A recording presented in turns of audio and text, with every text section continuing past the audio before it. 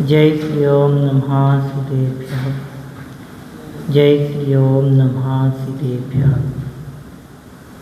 नमो अरहन्ताणं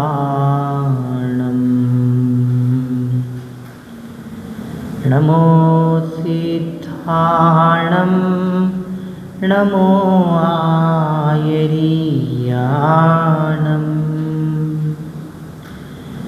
नमो वैज्यायाणं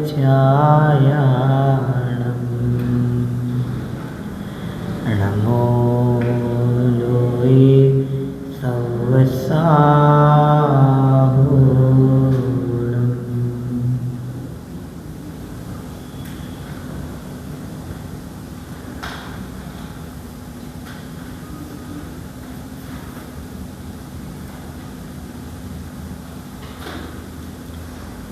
मंगलम भगवान वीरो मंगलम गौतमो गणी मंगलम कुंदकुंदाढ्यो जैन धर्मोस्तु मंगलम। सर्वमंगलमांगल्यं सर्वकल्याणकारकं प्रधानं सर्वधर्माणां जैनं जयतु शासनं जैनं जयतु शासनं। तीन भुवन में सार प्रीत राघवे ज्ञान था शिव स्वरूप शिव का नमः त्रियोग समारिके। बोले पंच परमेष्ठी भगवान की अहिंसा परमो धर्म की। महाकवि पंडित प्रवर दौलत राम जी द्वारा कृत ग्रंथ श्री छेड़ाला जी हमारे समक्ष विराजमान हैं। विगत दिवसों से हमारा छेड़ाला जी की प्रथम ढाल के आधार से स्वाध्याय क्रम चल रहा है। बीच में सम्मेद शेखर जी यात्रा के प्रवास के दौरान अपनी एक कक्षा विराम को प्राप्त थी, किंतु आज से पुनः हम और आप सभी इस कक्षा को गति प्रदान कर रहे हैं। हमने अभी तक इस कक्षा में छेड़ाला जी के 10 छंदों के आधार से जो प्रथम ढाल के हैं उसके आधार से अपनी चर्चा की थी, जिसमें अभी तक हमने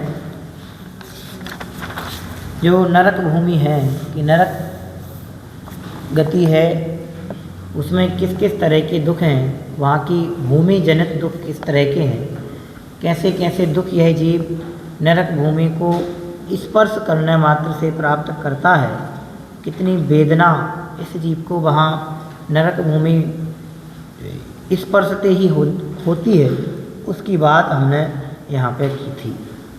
जिसमें हमने ये जाना था कि यदि एक साथ 1000 बिच्छू यदि काटें तो उन 1000 बिच्छुओं के काटने से जो पीड़ा इस जीव को होती है, वैसी ही पीड़ा, वैसी ही तकलीफ, वैसी ही वेदना, वैसा ही दुख इस जीव को उस नरक गति की, नरक भूमि की स्पर्श करने मात्र से होती है। करंट जैसे लगे, हल्का सा छूलता है ना, ये इसमें करंट है, वायर है, और इसको जरा सा मैंने छुआ और छूने मात्र से वेदना होती है, झटका लगता है। ऐसे ही नरक भूमि का स्पर्श हुआ और दुख प्रारंभ होते हैं, अथाह वेदना होती है। और इतनी वेदना होती है उस वेदना को हजारों जिह्वाओं से, जिह्वा मतलब जीभ से कहने की कोशिश की जाए तो भी उन दुखों का वर्णन कोई नहीं कर सकता। इतने दुख हैं। दुख ऐसा कि ना सहा जाए और ना कहा जाए, ऐसे भयंकर दुख हैं। कहाँ पे? नरक गति में। इसलिए उस दिन भी अंत समय में जब यहाँ से हम ये कक्षा अपनी विगत दिनों में अंतिम चरण में थी, तो उस दिन भी जाते जाते एक बात आपसे कही थी कि ऐसे कोई खोटे कार्य हमसे नहीं हो जिनके कारण मुझ जीव को नरक आदि गतियों में भ्रमण करना पड़े। क्यों? गति कोई भी हो, गति कोई भी हो संसार की, उन सभी गतियों में सुख है ही नहीं, दुख ही दुख है। इसलिए कोई भी कार्य ऐसे नहीं करें कि अपने को इन 4 गति 84 लाख योनि रूप संसार में परिभ्रमण करना पड़े। अगर दुखों से बचना है, दुखों से दूर होना है, या ये दुख मुझे हो ही ना, ऐसा कुछ अपने को सोचना है, विचारना है, यदि हम चाहते हैं तो उसके लिए एक ही आधार है कि हम बुद्धि से सोच विचार करके धर्म के मार्ग में लगें। इसके अलावा दूसरा कोई भी उपाय हमारे लिए नहीं है। हम कितने ही कार्य कर लें, कितने ही कार्य कर लें दुनिया के, लेकिन धर्म के अलावा अन्य कोई दूसरा कार्य ऐसा नहीं है जो हमें इन नरकादि गतियों के दुखों से, उनकी वेदना से बचा सके। सगे संबंधी तक नहीं बचा सकते। सगे संबंधियों का छोड़ें, अपने जो स्वयं की माँ हैं, पिता हैं, वे भी हमें दुख तकलीफ से नहीं बचा सकते। आपका पेट दुख रहा हो, आपकी माँ आपको दवाई तो दे सकती है, लेकिन आपकी तकलीफ में हिस्सेदारी नहीं कर सकती। आपका हार्ट फेल हो गया हो या हो रहा हो, बहुत दर्द कर रहा हो, तो आपकी माँ हॉस्पिटल तो ले जा सकती है, परिवारजन डॉक्टर्स के पास तो ले जा सकते हैं, आपका ट्रीटमेंट तो करा सकते हैं, लेकिन आपकी प्रॉब्लम, आपकी जो प्रॉब्लम है, परेशानी है, तकलीफ़ है, उसको बांट नहीं सकते। आपकी माँ आपको तकलीफ़ होने पे आपके सिर पे, माथे पे हाथ तो फेर के दुलार सकती है, पुचकार सकती है, समझा सकती है, लेकिन आपकी तकलीफ़ को कम नहीं कर सकती। दुनिया में कोई नहीं है ऐसा जो आपकी तकलीफ़ों को बांट सके सिवाय धर्म के। इसलिए ये जो धर्म अपने को मिला है, ये बहुत बहुत बहुत असीम पुण्य से अपने को मिला है। ये ऐसा धर्म मिला है जो बहुत जीवों को तो प्राप्त ही नहीं होता, जिनको दूर दूर तक खबर ही नहीं है कि ऐसा भी कोई धर्म है, लेकिन अपने को आज मिल गया है। जहाँ हमको अहिंसा जैसे पाठ पढ़ने को मिलते हैं, करुणा, दया, वात्सल्य, स्नेह, सम्यक दर्शन जैसे सिद्धांत अपने को पढ़ने को मिलते हैं, 7 तत्व 6 द्रव्य की बात सुनने को मिलती है। समझ में आया ना? इससे बड़ी चीज़ दूसरी क्या होगी? जिसके लिए सारे जीव तरसते हैं, वो चीज़ अपने को आसानी से मिल गई, इससे बड़ा दूसरा पुण्य क्या हो? इसलिए बेटे फिर से, यदि ये तकलीफ लगती है, नरक गति के दुख लगते हैं, तिरंच गति के दुख लगते हैं, मनुष्य गति की भी दुख हम पढ़ेंगे, भी दुख लगेंगे, तिरंच गति के भी दुख लगें, तो फिर समझना कि वास्तव में हमें अब संसार से छूटने का उपाय करना है।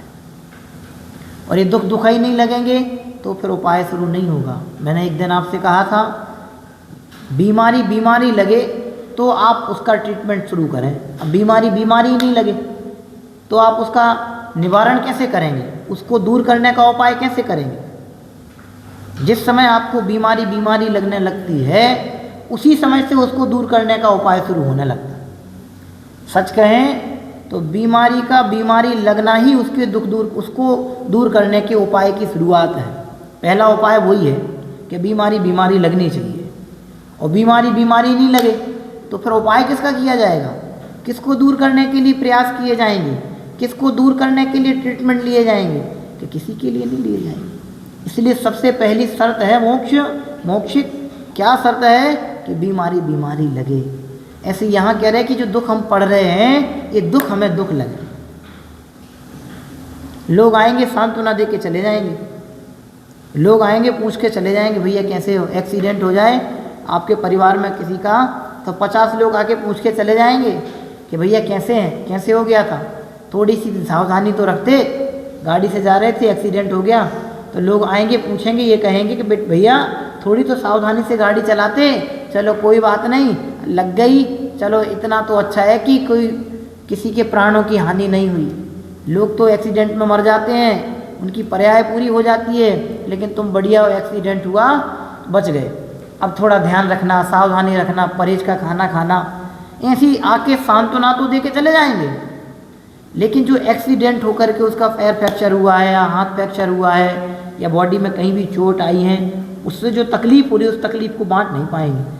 ऐसा नहीं करेगा, तुम्हें 100% तकलीफ है तो 10% हमें दे दो, 10% हमारी वाइफ को दे दो, 10% हमारे बेटे को दे दो, 70% तुम अपने पास रखो। ऐसा कोई आता है?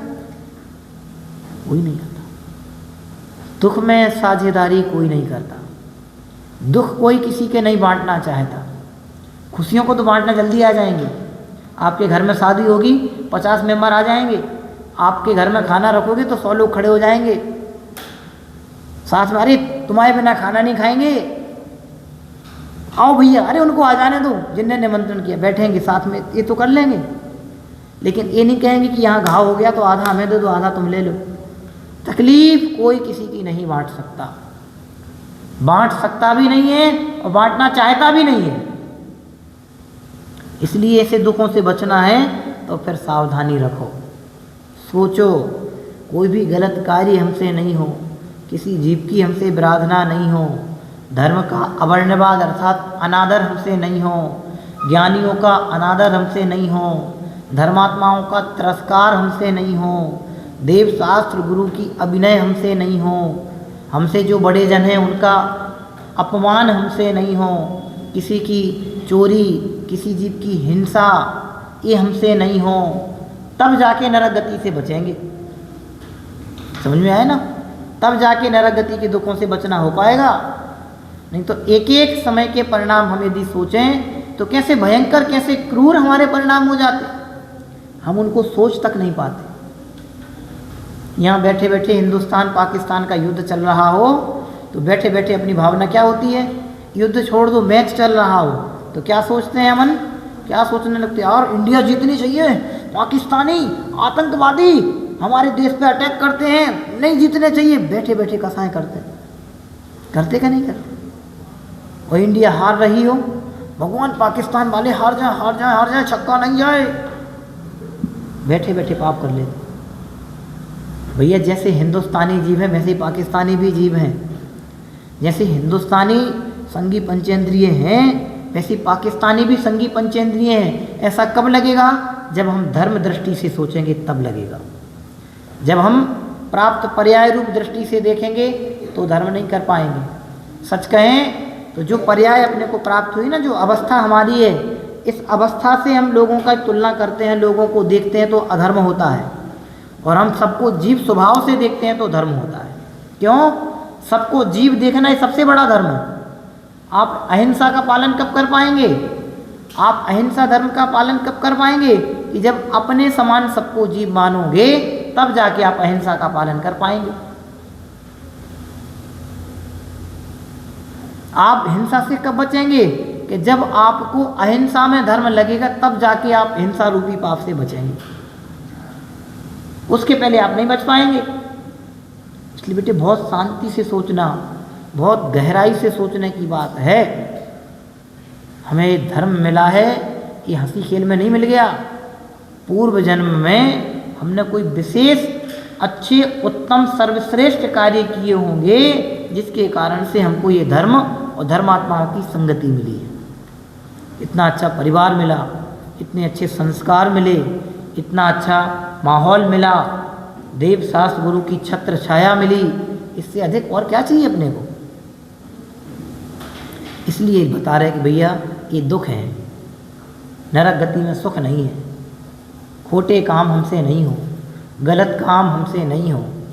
समझ में आया ना? ये ऐसा समझा रहे। कैसे कैसे दुख पड़ रहे हैं अपन देखो। क्या पढ़ा था तहाँ भूमि पर सत दुख सो, बिच्छू सहस डसे नहीं सो, तहाँ राज द्रोणित माहिनी, क्रमिनी कुल कलित देहरा। नदी बहती है बैतरणी नाम की नदी, उसमें वे क्षुद्र जीव छोटे छोटे जीव होते हैं, पानी पीने जाता है और वे जीव इसको चिपक जाते हैं। ऐसी भयंकर वेदना होती है। यूँ समझ लो ऐसे वो चुभाते ना हाथी को सूल, हाथी को सूल चुभाते ना, जब हाथी आलस दिखाने लगे चले नहीं तो उसको चलाने के लिए वो ऊपर से यूं यूं मारते हैं, मारते। तो ऐसे वो छोटे छोटे जीव अपन को चिपक जाते हैं। तो जैसे सूल को, एक सूल को चुभाने से जो तकलीफ हाथी को होती ना, ऐसे छोटे छोटे वो क्षुद्र जीव जब उस नारकी के शरीर को चिपकते हैं तो ऐसी वेदना उसको होती है। सोचो कैसी तकलीफ होती हो। ये लिख रहे हैं, इसमें झूठा कोई ऐसा नहीं, मन से नहीं बोल रहे। लिखा है क्रमी कुल कलित देह दाहिनी। दाहिनी मतलब जला देने वाली, किसको? देह को। ऐसी भयंकर पीड़ा होती है उन क्षुद्र जीवों जनित। ये है नरक गति के दुख। और आगे देखते हैं, अपन ने कल उस दिन पढ़ लिया था, आगे देखो नरकों में। अभी नदी का बता दिया, बैतरणी नाम की नदी ऐसी होती है। अब वृक्ष भी वहाँ पाए जाते हैं। कैसे वृक्ष होते हैं, क्या नाम है उन वृक्षों का? लिखा है सेमल वृक्ष, सेमल तरु। सेमल नाम की वृक्ष नरक गति में पाए जाते हैं। कौन से वृक्ष पाए जाते हैं? कहाँ पाए जाते हैं? नरक गति में पाए। नदी कौन सी है नरक गति में? बैतरणी। कैसी तकलीफ होती है नरक गति की? भूमि छूने मात्र से 1000 बिच्छू एक साथ काटें तो जैसी तकलीफ होती है वैसी उस भूमि को स्पर्श करने मात्र से हो जाती है। इसलिए लिखा है सत्य व्यसन का त्याग करेंगे। व्यसन करने वाले नियम से नरक जाते हैं, पाप करने वाले नियम से नरक जाते हैं। समझ में आए? इसलिए व्यसन नहीं करना। 7 व्यसन पढ़े? पढ़े नहीं पढ़े? हाँ, तो ये व्यसन नहीं करना, इसलिए लिख रहे। व्यसन समझते हो? व्यसन किसे कहते हैं? व्यसन की डेफिनेशन कौन बोलेगा? व्यसन किसे कहते हैं? बोलो, कौन बोलेगा व्यसन किसे कहते हैं? बहुत सरल है, पढ़ी होगी। या मैं बोलूँ? बोलो भैया, कलश, व्यसन किसे कहते हैं? हाँ, बुरी आदतों को व्यसन कहते हैं। अब बुरी आदत कोई भी हो, वैसे तो 7 व्यसन आपको पढ़ते ही अपन, सब लिखे ही हैं, लेकिन जो भी गंदी आदतें हैं, जो भी बुरी आदतें हैं, वे सब व्यसन में आती हैं। ऐसा अपने को समझना चाहिए। किसी भी चीज़ की आदत नहीं होनी चाहिए। समझ में आए ना? किसी भी चीज़ की आदत नहीं होनी चाहिए। विवेक से काम करें, निर्णय से काम करें, सोच समझ के काम करें, तो वो व्यसन की कोटि में नहीं जाता है। बिना सोचे समझे एक डेली रूटीन के हिसाब से काम करते जाएं तो वो अच्छी आदत नहीं माना जाता है। इसलिए हर कार्य को सोच समझ के, निर्णय से, बुद्धिपूर्वक, उचित अनुचित का विवेक रख के कार्य करना चाहिए। देखो अब नरक गति में सेमल नाम के वृक्ष पाए जाते हैं। अब वृक्षों से क्या तकलीफ है? ये वृक्ष खड़े हैं, इनसे अपने को क्या तकलीफ है?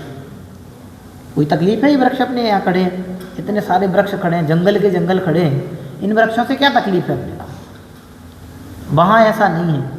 यहाँ का सिस्टम अलग है, नरक गति का सिस्टम अलग है। नरक गति में जो वृक्ष होते हैं वो कैसे दुख देते हैं वो अपन यहाँ पढ़ते हैं। देखो मैं पढ़ूंगा, उसके बाद पढ़ना। सेमर तरु दली जुत असी पत्र, असी ज्यों देह विदारे तत्र।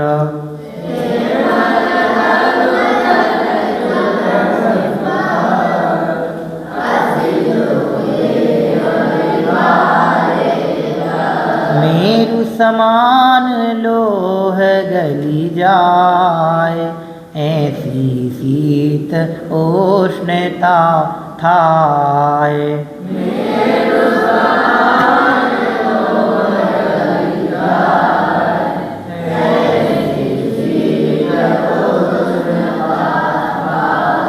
पढ़ो जरा एक साथ सभी।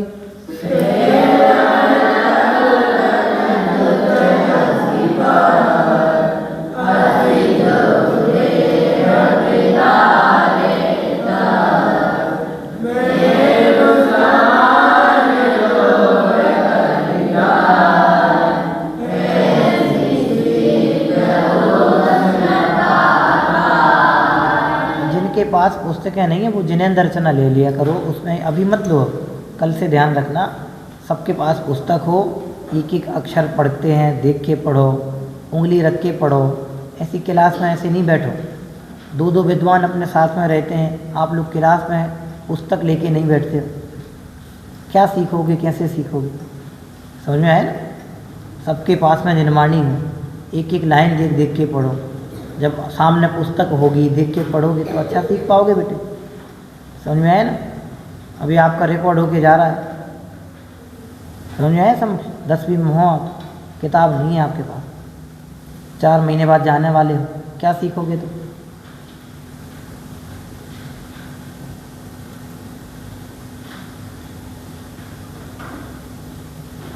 ओम, समझ में आया ना बेटे? इस सेमल नाम के वृक्ष पाए जाते हैं नरक में। अब उन वृक्षों से क्या तकलीफ है वो यहाँ लिख रहे हैं। जब नरक गति में बहुत अधिक ताप उसको लगता है, गर्मी समझ लो, बहुत जब गर्मी लगती है, धूप लगती है, तो उससे बचने के लिए वो वृक्ष की छाँव में जाता है। अपन को होता है ना, थक जाएं, गर्मियों के दिन हो, चलते जा रहे हों पैदल, तो अपन ज़्यादा थक जाएं, गला सूखने लगे, शरीर तपने लगे, धरती जलन करने लगे, तो अपन क्या देखते हैं, थोड़ी देर सुस्ताने के लिए, शांति रखने के लिए क्या करते हैं, शांति अनुभवने के लिए क्या करते हैं, वृक्ष की छाँव देख के बैठ जाते हैं। ऐसे ही होता कि नहीं होता? या घरों में छिप जाते हैं, लेकिन चलते चलते रास्ते में घर नहीं मिलते हैं, तो वृक्ष की जंगल में चले जा रहे हैं तो अच्छे घने वृक्ष को देख करके क्या करते हैं, रुक जाते हैं और थोड़ी वृक्ष की शीतल हवा में बैठ विश्राम करने का सोचते हैं। तो वे नारकी जीव भी जब नरक की भयंकर तपन से तप्त हो जाते हैं, जलने लगते हैं, तो शीतलता की प्राप्ति के लिए छाया की अभिलाषा से उन वृक्षों को देख करके उन वृक्षों के नीचे जाके बैठते हैं। वो वृक्ष ऐसे तो होते नहीं, वो तो नरक भूमि जन्य है। तो जैसे वो वृक्ष के नीचे जाते हैं, गए तो काय के लिए थे, छांव प्राप्त करने के लिए, लेकिन क्या होता है कि जैसे ही वो वृक्ष के नीचे जाते हैं तो वृक्ष के पत्ते अपने आप गिरते हैं। और वे पत्ते ऐसे पत्ते नहीं होते हैं, वे पत्ते तलवार की धार के समान पहने होते हैं। कैसे होते हैं? तलवार की धार के समान पहने होते हैं। जैसे ही वे पत्ते गिरते हैं, उनके शरीर पर गिरते हैं, जहाँ गिरते हैं वहीं से उनके अंग भंग हो जाने लगता है, उनके अंग कटने लगते हैं। वृक्ष की छांव प्राप्त करने के लिए गए थे, वृक्ष के पत्ते गिरते हैं, अंग भंग होकर गिरने लगते हैं। और जैसे ही वो यहाँ गिरा तो यहाँ से कट गया, यहाँ गिरा तो यहाँ से कट गया, ऐसी तकलीफ उनको होती है। तकलीफ तो बराबर होती है, क्यों? क्योंकि नरक की भूमि स्वभाव से ही वेदना देने वाली है, नरक की धरती स्वभाव से ही दुख तकलीफ देने वाली है। ऐसी वेदना नारकियों को नरक गति में वहाँ प्राप्त होती है। लिख रहे, असी ज्यों देह बिदारे तत्र, असी माने तलवार की धार के समान उसके पत्ते होते हैं। और जैसे तलवार धार वाली तलवार शरीर के अंग भंग करने में समर्थ होती है, वैसे ही वे पत्ते किसके, सेमल नाम के वृक्ष के पत्ते उन नारकियों के शरीर के अंग को भंग कर देते हैं, नष्ट कर देते हैं, कट जाते हैं। ऐसी भयंकर वेदना होती है। अब वो लोग कैसे गिरते होंगे कि भी स्वभाव से ही उनका वैसा स्वभाव ही कि वहाँ गए, वो ऐसा निमित्त की समझ लो कि वहाँ पहुँचे वो गिरा, कोई गिराता नहीं है, उस वृक्ष का ऐसा स्वभाव ही है। क्यों? क्योंकि नरक भूमि का काम, नरक भूमि का स्वभाव दुख देना है। अब नरक भूमि में वृक्ष से छाँव मिले तो फिर तो वो सुख अनुभव होने लगे उनको, तो फिर नरक भूमि का मतलब क्या रहा? नरक भूमि का मतलब ही है कि वहाँ नियम से दुख ही दुख है। अगर वृक्ष के नीचे बैठ के उसको थोड़ी सी शांति लगे तो फिर नरक भूमि होने का मतलब क्या रहा? नरक भूमि में और यहाँ की भूमि में अंतर क्या रहा? वो कहीं भी किसी भी कोने में चला जाए नरक गति के, नरक भूमि के, वहाँ उसको सिर्फ और सिर्फ दुख ही मिलेगा नारकी को। समझ में आए ना? ये है पाप यहाँ हंस हंस के कर लेते हैं, लेकिन वहाँ जब पाप के फल भोगते हैं तो रो रो के भी नहीं भोगे जाते। यहाँ होते ना, यहाँ अपने यहाँ होते मनुष्य गति में ही हैं अभी जैसे, तो यहाँ कोई तकलीफ़ ऐसी होती है कि मन मार के सहन करनी पड़ती है। मन मार के सहन करनी पड़ती है मतलब नहीं चाहते हुए भी सहन करनी पड़ती है। सहनीय नहीं होती है फिर भी सहन करने की कोशिश करते हैं। लोग क्या कहते, सुना होगा तुमने कि भैया हमसे तो सही नहीं जाती, ये वेदना ऐसी है, ये तकलीफ़ ऐसी है, इससे अच्छा तो है कि हम मर जाएं, ये शरीर हमारा ख़त्म हो जाए। यहाँ ऐसा सोचते हैं, लेकिन वहाँ भी ऐसा सोचते हैं, वहाँ ऐसी मरने की कोई व्यवस्था नहीं होती। मनुष्यों के शरीर में ऐसी तकलीफ हो जाती है ना, कैंसर हो जाए तो मान लो हाथ में कैंसर हो गया यहाँ, तो यहाँ से उंगली काट दी, वो कैंसर उसके जीवाणु फैलते जाते हैं, बैक्टीरिया जो छोटे छोटे होते हैं, तो कुछ दिन बाद वो फिर से फैलता है, तो यहाँ से काट दो, यहाँ से काट दो, बहुत सारे उपाय निकल आते हैं। ऐसी घटना देखी है हमने। हमारे यहाँ एक वृद्ध बुजुर्ग थे, तो उनको पैर में कोई प्रॉब्लम हो गई थी, तो पहले थोड़ा सा पैर उनका कटा आगे उंगलियों के यहाँ से, धीरे धीरे उनका घुटने तक का पैर कट गया था, क्योंकि वो बैक्टीरिया उसके फैलते इन्फेक्शन फैलता जा रहा था, ठीक नहीं हो रहा था, तो हर बार महीने 15 दिन में थोड़ा थोड़ा कटता था। और उसका कोई उपाय नहीं। यहाँ तो व्यवस्थाएँ उपाय हैं कि अंग भंग काटते जाओ, लेकिन वहाँ ऐसी व्यवस्था नहीं है। वहाँ तो हर जगह कुछ ना कुछ दुख है ही। वृक्ष के नीचे जाओगे तो वे तलवार की भांति पहने पत्ते गिरेंगे, शरीर के अंग भंग करेंगे, तकलीफ होगी।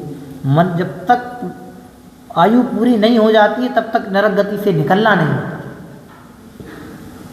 ये है वहाँ की तकलीफ। आप नहीं चाहोगे तो भी आपको नरक की आयु पूरी करनी पड़ेगी। आप जितने समय की नरक आयु का बंद करके गए हैं उतने समय तक ना चाहते हुए भी आपको नरक में रहना पड़ेगा। कोई व्यवस्था नहीं है वहाँ से निकलने की। सिर्फ एक ही व्यवस्था है कि आप वहाँ गए हैं जितने समय की आयु लेके, जब तक वो आयु पूरी नहीं हो जाती तब तक आपको वहाँ रहना है। समझ में आया? ये है, लिख रहे हैं हम, असी ज्यों देह विदारे। विदारे तत्र, विदारे मतलब नष्ट कर देते हैं, चीर देते हैं। चीरना समझते हो? चीरना किसे कहते हैं? नहीं समझते? लकड़ियाँ देखी, लकड़ियाँ फाड़ते हैं। लकड़ियों को फाड़ते हुए देखा किसी ने? कुल्हाड़ी से लकड़ी रखते हैं, एक ऐसी लकड़ी रखी, उसके ऊपर जो लकड़ी फाड़नी है ऐसी, पर ऊपर से कुल्हाड़ी चलाते हैं और लकड़ी ऐसी फटती जाती है, टुकड़े होते जाते हैं। ये लकड़ी है, यहाँ ऐसे मार रहे, टुकड़े होते जाते हैं, फाड़ते जाते हैं। समझ में आया ना? तलवार से फाड़ते हैं। पहले दंड दिए जाते थे, शरीर को ऊपर से तलवार ऐसी मारी यूँ। लक्ष्मण जी का सुना, उनको वो तलवार प्रकट हुई तो वो शंभू कुमार बांस के झुरमुट में तपस्या कर रहा था, तो उन्होंने वो तलवार, नाम ध्यान नहीं आ रहा मुझे उस तलवार का, वो तलवार दिमाग से एकाएक निकल गया।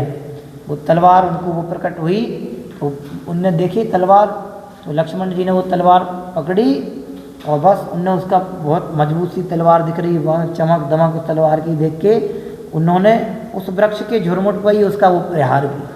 तो वृक्ष के सहे, वो बांस के पेड़ के सहित उसका सिर भी कट गया।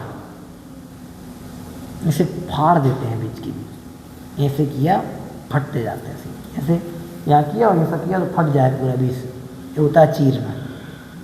ऐसे ही वो वृक्ष गिरते हैं, वृक्ष के पत्ते गिरते हैं, सॉरी पत्ते गिरते, मान लो यहाँ गिरे तो फाड़ते जाते हैं, टुकड़े हो जाते हैं। और उनका विक्रिया रिद्धि वाला शरीर होता है, तो जैसे फटता है तकलीफ होती फिर जुड़ जाता है, शरीर नष्ट नहीं होता।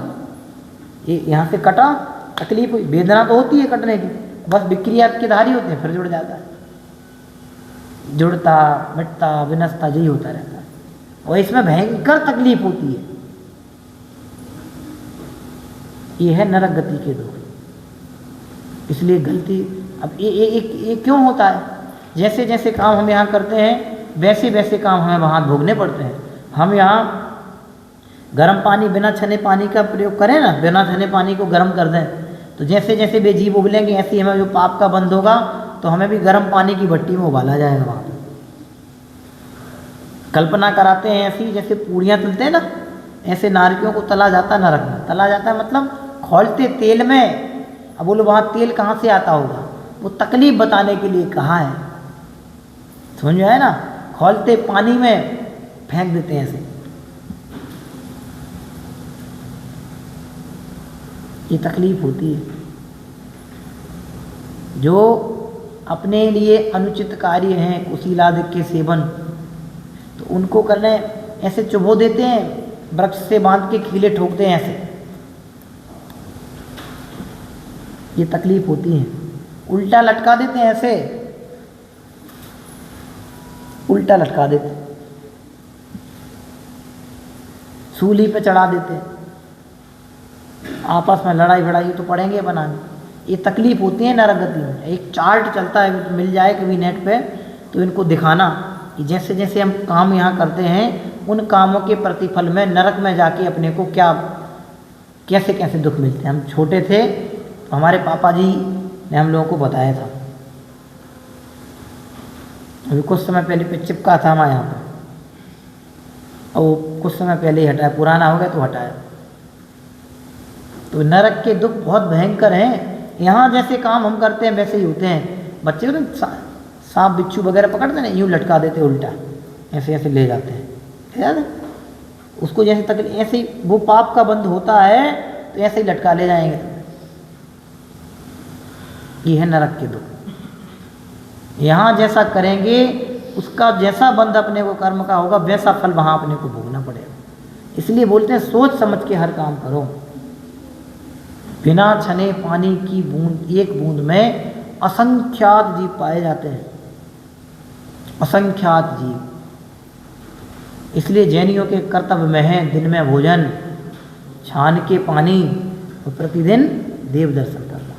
इससे अच्छी जीवन शैली दूसरी हो ही नहीं सकती। नरक में नहीं जाना हो तो ये 3 चीज़ों को बुद्धि से नियम से पालना शुरू कर दो, गारंटेड नरक से बच जाओ। अभी तो अपन जैन भी ढंग से नहीं है, जैन भी ढंग से नहीं है। और सोचो जब जैन ही ढंग से नहीं है तो नरक गति से कैसे बचेंगे। कितना पाप प्रतिदिन अपन करते हैं, ऐसी तकलीफ। अब अपन अपनी नरक जाने की तो तैयारी कर रहे, क्या कर रहे बता। जो जैसे कार्य कर रहा है उसको वैसे कर्मों का बंधन हो रहा है। ये लिख रहे हैं सेमर तरुदल जुत असिपत। भैया भयंकर तकलीफ है। इसको तो जितना लंबा करो उतना ज़्यादा अपने हृदय में धर्म के प्रति लगाव उत्पन्न होना चाहिए। धर्म से अलगाव होना यानी नरक गति की तैयारी होना, धर्म से लगाव होना यानी नरक के दुखों से बचने की तैयारी हो, धर्म से लगाव होना यानी स्वर्ग मोक्ष की तैयारी होना, और धर्म से अलगाव होना, धर्म के मार्ग से दूर होना यानी नरक गति की तैयारी हो। ये कह रहे हैं। ये तकलीफ है। छोटे छोटे जीव देखते हो ना, लाइट में उत्पन्न होते हैं और तुम लोग दौड़ दौड़ के अपन भागते हैं, जाते हैं। अभी जीव जैसे मर जाते हैं ना, ऐसे ही वहाँ अपन को रोंद आ जाएगा। असुर कुमार जाति के देव बड़े हो जाएंगे और फिर तुम्हें क्षुद्र समझ के पैरों के नीचे लगा देंगे, छपाट। ये है नरक गति के दुख। ऐसी भयंकर पीड़ाएं नरक गति में भोगनी पड़ती हैं। वहाँ कोई नहीं किसी को बचा पाता। पता असुर कुमार जाति के देव कैसे आपस में वो करते हैं, पढ़ेंगे अपन आगे। ये तो ये असी ज्यों देह बिदारे तत्र। वहाँ ये सेमल नाम की जो वृक्ष हैं वो ऐसे उनके पत्ते गिरते, उनसे ऐसी तकलीफ होती है। आगे वहाँ सर्दी कैसी पड़ती, सर्दी माने ठंडी। यहाँ की सर्दी पड़े तो अपन जैकेट पहन लो, और ज़्यादा पड़े तो कान बांध लो, और ज़्यादा पड़े तो ऊपर से शॉल ओढ़ लो, और ज़्यादा पड़े तो कमरे में हीटर जला के बैठ जाओ, और ज़्यादा पड़े तो हीटर जला के रजाई ओढ़ के बैठे रहो। कितने सारे उपाय हैं सर्दी से बचने के। अब तो वैसी सर्दी पड़ती नहीं। कितने समय से ऐसी लंबी अच्छी तगड़ी वाली ठंडी नहीं देखी हमने। पहले छोटे थे तो बहुत अच्छी वो लगती थी, मतलब ठंडी भी बहुत अच्छी वाली पड़ती थी। 6-6, 7-7 दिन सूरज नहीं निकलता था, कोहरा ही कोहरा रहता था। अब तो वैसी ठंडी नहीं होती। दादी के समय और ज़्यादा होती होगी, अब तो ठंडी नहीं होती। समझ आया ना। अब तो वैसी ठंडी नहीं है। वैसी जब भयंकर ठंड पड़ती थी तो भी लोग उसको सहन करते थे। सर्दियों के समय में किसान लोग आज भी, अभी गेहूं की फसल होती ना, सुबह से लोग 5 बजे उठ के खेतों में चले जाते हैं, पानी डालते हैं, ठंड सहन कर लेते हैं यहाँ की। लेकिन नरक गति की ठंड सहनीय नहीं होती है। कैसी ठंड पड़ती है? मेरु समान लोह गली जाए। 1,00,000 योजन का सुमेरु पर्वत होता है। कितने योजन का? 1,00,000 योजन का सुमेरु पर्वत, उसके समान लोहे का गोला बना दिया जाए, ऐसा भयंकर बहुत बड़ा, और वो लोहा भी गल जाए, उस 1,00,000 योजन लोहे के गोले को गला देने वाली भयंकर क्या पड़ती है? ठंड पड़ती है। अधिक ठंडी से भी गलता है। गलना अलग होता है, पिघलना अलग होता है। समझे ना? मोमबत्ती पिघलती है, मोमबत्ती पिघलती है, और हमारा शरीर आपने देखा होगा ना, ज़्यादा पानी में रहे तो गलना शुरू हो जाता है, वो गलना, वो पिघलना नहीं होता। समझ में आया ना? ऐसे मेरू के समान वो गल जाए, ऐसी सर्दी गर्मी पड़ती है, पिघल जाए, वो ऐसी गर्मी कि उसका कोई ठीक पार नहीं है, कहा नहीं जा सकता भैया। 1,00,000 योजन के बराबर लोहे का पिंड गला देने वाली, पिघला देने वाली सर्दी गर्मी वहाँ पड़ती है, असहनीय। आपने जटायु का उदाहरण सुना होगा, रामायण, वैदिक रामायण में चलता है ना, कि 2 भाई थे, जटायु और उसका एक और, तो वे दोनों एक दिन गिद्ध पक्षी की कल्पना की है वैदिक रामायण में, ये दोनों गिद्ध थे। तो उन दोनों में एक दिन कौतूहलवश सूर्य तक जाने की सोची कि हम सूर्य की सैर करके आते हैं। तो वे उड़ान भरते जा रहे थे, उड़ान भरते जा रहे, बढ़ते जा रहे।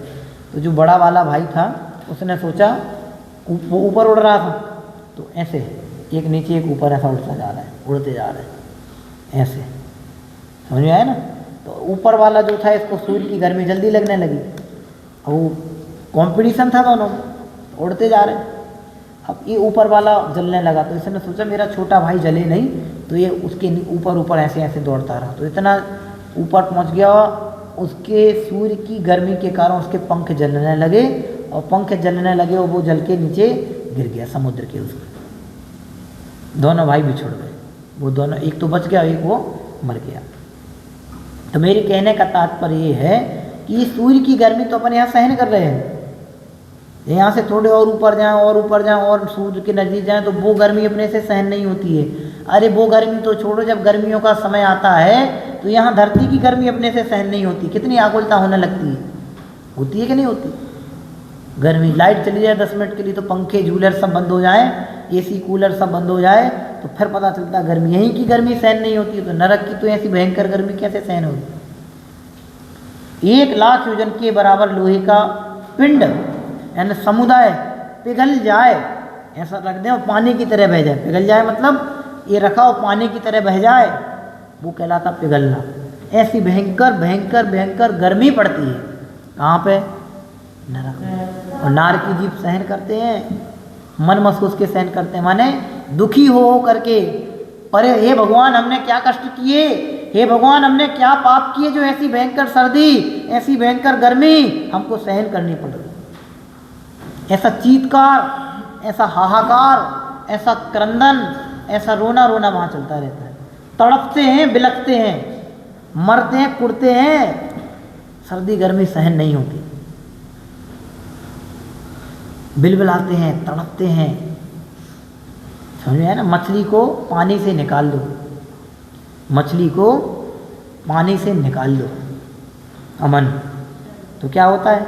खुश होती होगी, आई एम वेरी हैप्पी, मज़ा आ गया आज तो, हैं? ऐसी करती होगी, क्या करती? फड़फड़ाती है, तड़पती है, उसका तो पानी में ही जीवन है। पानी के बिना जैसे मछली तड़पने लगती है, ऐसे ही नरक गति में ये जीव तड़पते हैं, बिलखते हैं, सिर्फ दुख दुख। सोचो तो भैया, एक बार कल्पना करके देखो दिमाग में, जैसे जैसे हम यहाँ आपको बता रहे हैं ऐसा ऐसा वास्तव में यदि आपकी आंखों के सामने अभी हो तो कैसी भयंकर तकलीफ होती है। रेलवे से लोग निकलते हैं, रेल आ रही हो, कोई मनुष्य वहाँ फंस जाए और टुकड़ों में कटता जाए, कैसा लगता है? जो कट जाता है ना वो तो कट ही जाता है, लेकिन स्टेशन पर प्लेटफॉर्म पर खड़े हुए सैकड़ों लोग जब उस दृश्य को देखते हैं तो उनकी आंखें गवाही दे जाती हैं। वो दृश्य देख करके उनके रोम कितने 32 करोड़ कितने रोम होते हैं, वो खड़े हो जाते हैं। पूरे रोम दो ही परिस्थिति में खड़े होते हैं, एक तो भयंकर दुख के समय और एक ज़्यादा सुख के समय, खुशी के समय। दो ही टाइम मनुष्य के रोंगटे खड़े, बोलते हैं रोंगटे खड़े हो गए, तो दो ही टाइम रोंगटे खड़े होते हैं। एक तो भयंकर दुख देने वाला कोई प्रसंग हो तो अपने रोंग खड़े हो जाएं डर के कारण, और भयंकर खुशहाली वाला अच्छा प्रसंग हो ना तो अपने खुशी के, अपन बोले खुशी के आंसू आ गए, रोम रोम हर्षित हो गया, तब रोम खड़े होते हैं। दो ही प्रसंग में रोम खड़े होते हैं। तो वो शरीर को कंपा देने वाला दृश्य जब आंखों से देखते हैं तो कैसी तकलीफ होती है। आप इमेजिन करके देखो कि नरक गति में ये जीव जाता है, सेमल नाम के वृक्ष के नीचे बैठता, पत्ते गिरते हैं, पूरे अंग भंग करता जाता, कैसी तकलीफ होती है। ऐसी लोहे को पिघला देने वाली सर्दी में वहाँ बैठे हैं, नहीं चाह रहे तो भी धूप पड़ रही, नहीं चाह रहे तो भी सर्दी पड़ रही, कैसे तकलीफ सहन करते होंगे। बर्फ़ की सिल्ली पे आपको बैठा दिया जाए घंटे भर के लिए, अभी ज़्यादा लंबी सर्दी की बात नहीं हम आपसे कर रहे, बर्फ़ की सिल्ली समझते हो, बर्फ़ के वो आते हैं ना बर्फ़ के, वो उस पर आपको घंटे भर के लिए ऐसा बैठा दिया जाए, बैठ जाओ, कैसा लगता है। अरे बैठाना तो दूर की बात है, आपके दोनों हाथ ऐसे पकड़ के बीच में बर्फ़ की सिल्ली ऐसी रख दें, थोड़ी सी हाथ यूँ होने लगते हैं, होते कि नहीं होते। बच्चे गेम खेलते हैं ना, गेम खेलते हैं ना बच्चे, गेम मस्ती करते हैं, बर्फ़ ली और इसके अंदर डाल दी और उसके पकड़ ली दोनों तरफ से, और जो जिसके अंदर बर्फ़ जाती है ना उससे पूछो कैसा लगता है। इतने से बर्फ़ के टुकड़े की ठंडी हमसे सहन नहीं होती, समझ रहे हैं ना मेरी बात। इतने से बर्फ़ की टुकड़े की ठंडी हमसे सहन नहीं होती, और नरक की वेदना सहन करने की हम तैयारी कर रहे हैं। एक बार कल्पना करके तो देखो कि ऐसी भयंकर दुख वहाँ है। इसलिए प्रभो हमसे ऐसे कोई कार्य नहीं हो कि जिनके प्रतिफल में मुझे नरक गति जाना पड़े। बार बार भगवंतों के समक्ष, जिनवाणी के समक्ष, गुरुजनों के समक्ष ऐसी अनुनय विनय प्रायश्चित अपना बना रहे कि प्रभो हमसे कोई त्रुटि ना हो, हमसे कोई गलती ना हो, हमसे कोई भूलें ना हो, हमसे कोई पापादिक कार्य ना हो कि जिनके प्रतिफल में मुझे नरक गति में भ्रमण करना पड़े। सैर तो नहीं कहना चाहिए, भ्रमण करना पड़े। ये तकलीफ, ये दुख लगने चाहिए। सच कहें, जिन्हें दुख लगते हैं वे सुख का उपाय करते हैं, जिन्हें दुख नहीं लगते वे सुख का उपाय नहीं करते। ये तकलीफ है नरक गति की बता रहे। मेरु समान लोह गली जाए, ऐसी शीत उष्णता थाए, ऐसी भयंकर सर्दी गर्मी पड़ती। अगरबत्ती से चेके हो कभी? अगरबत्ती समझते हो? अगरबत्ती जरा सी जलती है, छोटी सी चिंगारी सी जलती है ना, आगे आगे जलती जाती है, ऐसी जलती है। और बसों वगैरह में लगा देते ना, वो गलती से छुल जाए तो वो कैसी तकलीफ होती ना। लगती एक बार है, लेकिन जब तक ठीक नहीं हो जाती ना तब तक वो जलन बनी रहती।